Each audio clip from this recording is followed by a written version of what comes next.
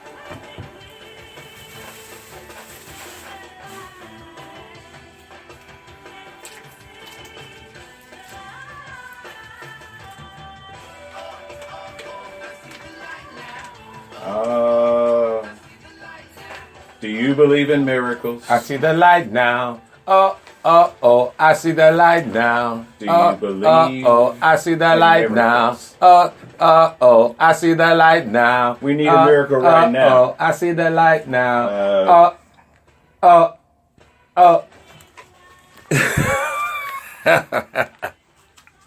Welcome back to the Kevin Hall Show program on this Friday as we kick off the Independence Day holiday weekend. I'm Kevin with Henry Hank Green, and I'm Henry Hank Green. Yes, and of course we have Nick Wargo who's in the studio. Hey, Nick. Boy, you've been really coming back with some nice sounds, Nick. We appreciate that very much. Sound great. Yes. This weekend. Yes, absolutely, sir. 927-1100 is the number to call if there's something that's on your mind. We kind of had a heavy heart throughout the course of this week. Some tragedies we shared with you a couple of weeks ago that the young man who had attempted to save the young lady off the beach in Atlantic City was a relative of Hank's. And so, they have been dealing with all of that. Did you say his name Raymond, or was it Ramon? Ramon. Quinn. And, I went to the young lady's funeral Wednesday. Was it? No, Tuesday. Kalia. Kalia. I went to Kalia and her funeral at Second Baptist, and Reverend Days did the eulogy. And it was powerful. Reverend Days does what he knows how to bring things home. And with our youth, and then not necessarily, what do we believe in at the end of the day? Are you ready? You know what I mean? Have you seen? Do you know? You know what I mean? Your Maker, and understand those particular things. And we wonder that with our children in this community, you know what I mean? Have they had that option of understanding those things that we grew up believing in, that ease the way that the world is sometimes on you? And it was just a great eulogy, and I was able to go to Ramon. They had a revival for Ramon at Michael's on Pennsylvania Avenue, and it was his birthday yesterday, and many of the family members were there in support, and I've seen so many of the family members there. But also Ramon's funeral is tomorrow at Faith Baptist in Pleasantville at 11 o'clock. And I know that they have a GoFundMe page and things like that. They're still trying to raise some different monies and things like that. So check on his GoFundMe if you come to the church. You know what I mean? Hopefully you can help the family out and things like that, and with what's going on and how they're trying to deal with this situation. And my deepest condolences to you and your family, Hank, and also. We know that the Atlantic City firefighter that lost his life was someone that you had interaction with from back in childhood, you said. Yes, Albie Mallon. We played, when I was a Viking and we were going against them in high school. And they were the cream of the crop, baby. Very good player. Awesome quarterback at that time. He wasn't throwing the ball like that, what they were doing. Also, Brian Little, a friend of mine, who happens actually to go to Holy Spirit, he was out there. And they had a great team at that time. It was great competing against those guys. And feel sorry for his family. And, a lot of the guys at the fire department, many of their co-workers, and they're affected by what's going on. A lot of things in his life, that whatever he was going through and whatever the situation was, a lot of people were affected by it. Friends of mine who actually work with him are taking it hard. And they talk about how great of a guy that he was.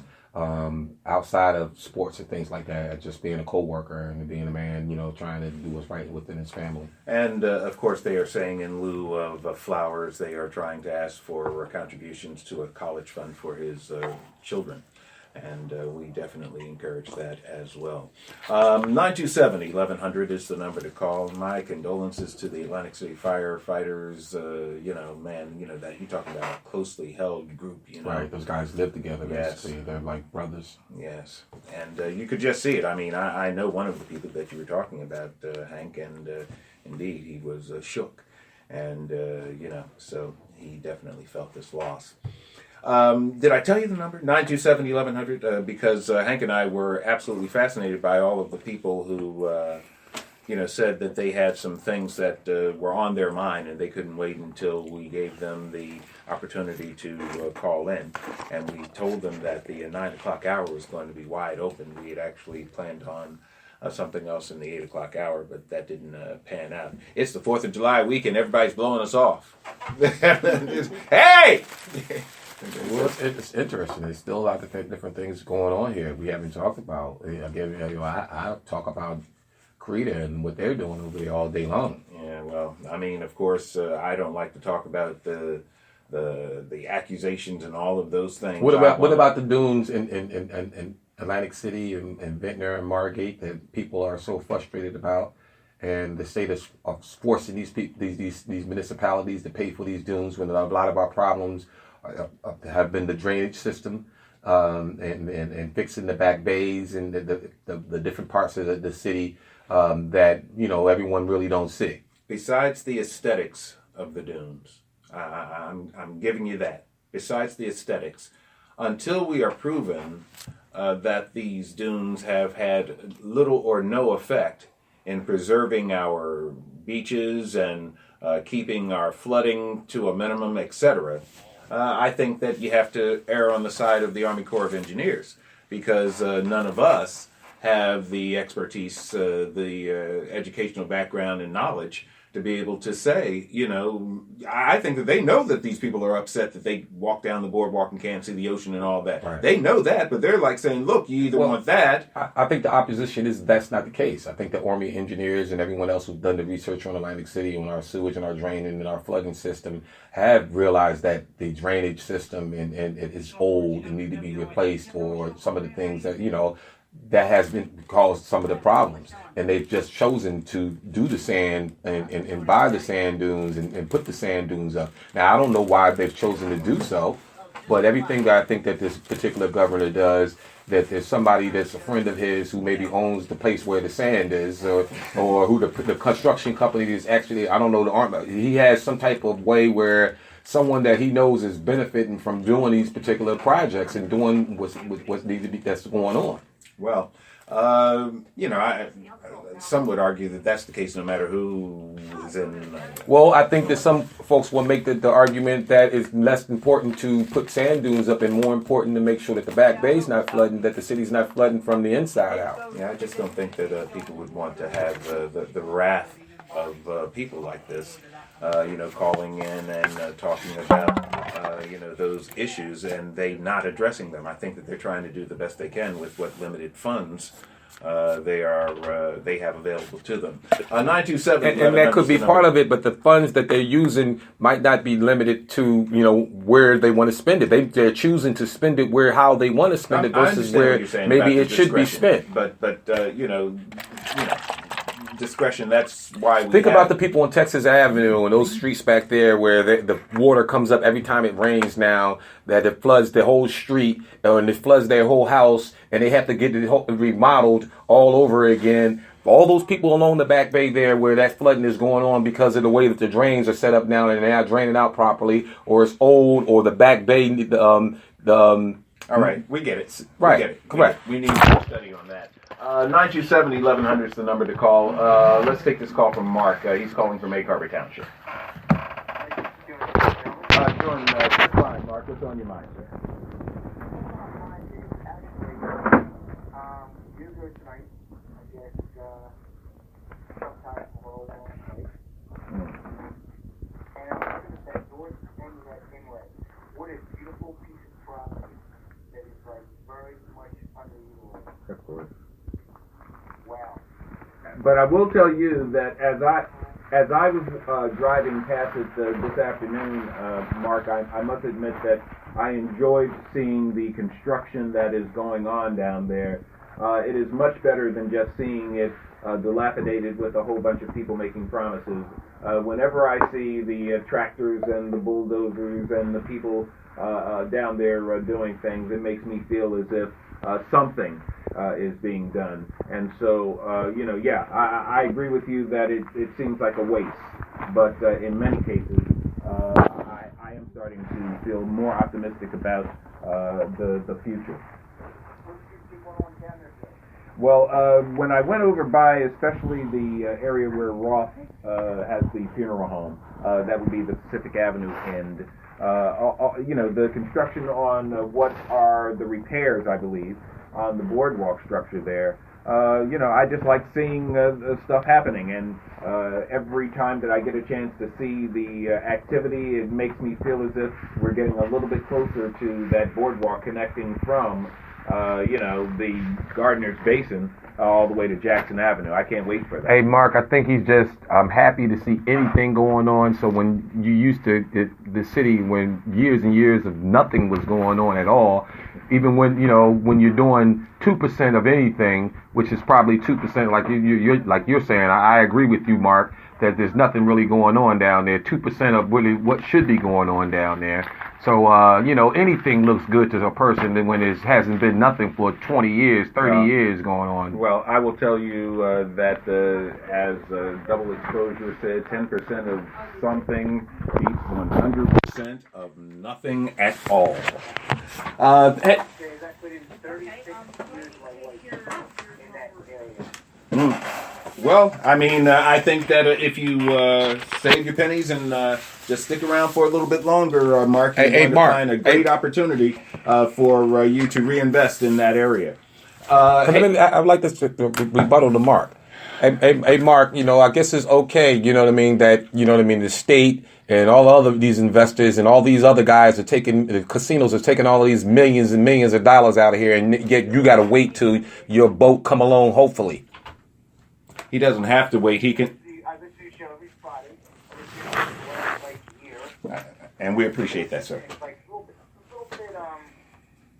it's been a little bit of a tough road. Yes, but I will tell you this. Everybody has an opportunity here in America, and certain people have particular skills and talents to be able to do major things, and some people don't. And, you try to fit in your lane and get the most that you can. And if you sit around and say, I'm not satisfied with my life, I want what that person has, and don't Sometimes the odds are stacked against you, Mark, like you're saying, Mark, the system is stacked against you, and the people are taking advantage of the people because everyone else... Hey! I'm a victim. Help me. Help yourself. Hey, thank you for the call, Mark. I would say to that, take that internally. Yeah, but I don't.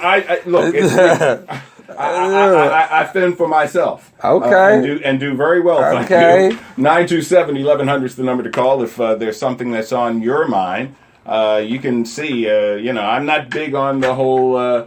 We need help situation without saying how we're going to, use that help and, to what end. 927-1100 is the number to call. Let's take this call from Councilman. Jesse Kurtz. Good evening, Councilman, and welcome to the show program. I saw you, I think, earlier today in the City Hall. Got a chance to holler at you. How's things going, sir? Going pretty well. How are you and Hank doing? Doing just All fine. right, how you just doing, fine. Councilman? Always at each other's throats, but hey, that's how we do. Go ahead, sir. Hey, man, because we about the best of everyone, and all right, of Hank. everyone's views count. Everyone's That's right, opinion deserves the opportunity to be heard. You know what I mean? And we don't necessarily have to agree with each thing, but we want everyone to get a chance to be heard. That's right, Hank. Go ahead, sir. Cool. Well, for starters, I wanted to invite both of you, as well as all of your listeners who are either from a city or are involved with Atlantic City with regard to the impact of short-term home rentals in our residential communities. This is an issue that both in my ward as well as in other areas of town, it has grown and grown as things like Airbnb and Vrbo and other online services have facilitated this rental of homes, condos, and even rent out camping spaces in some areas. They don't rent out anything on these services.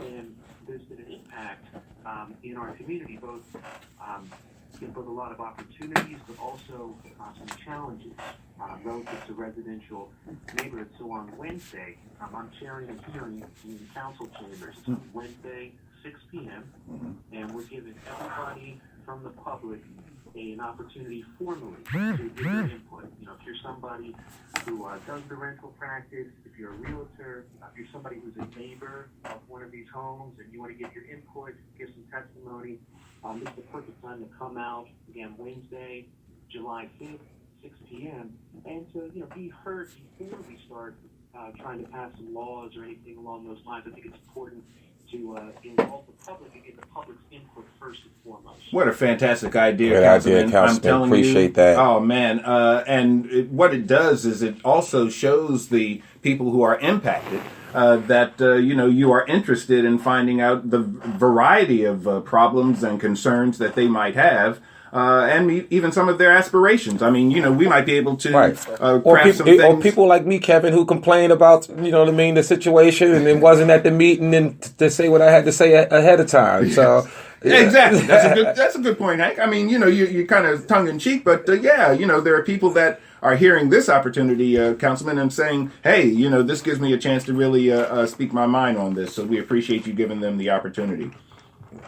It's my pleasure, and I'm actually hoping that it'll become more of a habit, that not only on this issue, but I think if this goes well and we get a good turnout, and people are professional, people are respectful, I think that we'll see that this is actually a good model for involving the public in a myriad of issues going forward. And this is especially important during these days of state occupation. To remind people that we're still Americans. We still have a representative government, and we should act accordingly. Absolutely. We should gather together.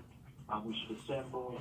We should discuss issues thoroughly and come up with good solutions, because the solution to short-term rentals in Atlantic City is going to be different than buying rentals. Hey, listen, Councilman, and people who really need to hear the information that is out there about this, I'm sure you'll, provide them with all of that on this program that you're going to have Wednesday, 6 p.m. on July 5th. It's the day after the holiday. Everybody get everything yes, that sir. you need. Get the council out there. chambers. The mayor. The councilman have taken a very important opportunity to try to let people know what's going on and reach out to the people in the community. So Councilman, thank you, Councilman. Very much appreciate your call, sir. Have a great holiday weekend, and we'll have much more of the Kevin Hall Show program coming your way right here on News Talk 1400 WOND. We Are One. That was a phone call from someone that wants to donate Donate to the funeral. Oh, that's nice. You can just forward that. Oh yeah. You do that this time. When we come Say it back, like I'll this, say ladies something. and gentlemen. Coming to you live from the WND Manco and Manco studio. Manco and Manco, the first and last name. I wonder if that was the Manco people who called. Oh, I don't. It could have been. I don't know. But it inspired us to say the right thing. I mean, if they actually, I had actually thought about that. I said, I wonder if that's them. Oops. Are we still going on air?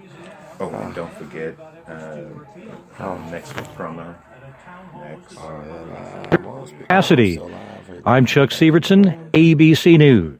Greta is a drill instructor. On your feet!